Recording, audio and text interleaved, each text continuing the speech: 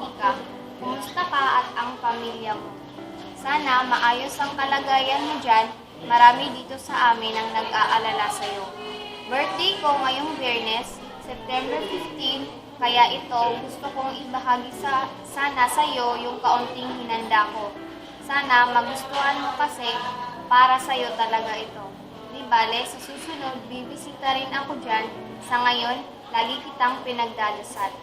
Kung natanggap mo ito, sana makasulat ka rin dahil gusto kong malaman kung ano ang nasa isip mo. Ingat ka dyan, nagmamahal, Ate Mika.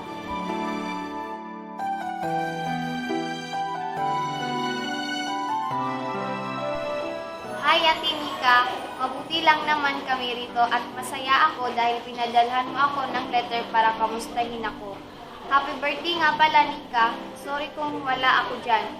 Isipin mo na lang na nandyan ako sa tabi mo at mabuti lang naman ang kalagayan namin. Kung mabuti na ang sitwasyon, bibisita kami sa inyo para bisitahin kita. Salamat, Ate Mika. Ingat, nagmamahal, at Winnie. Marawi, sabay-sabay nating ibabangon. Buong pagmamahal, tayo ay aahon. Marawi, darating din ang isang dapit hapon. Sisikat ang araw sa isang bagong ngayon.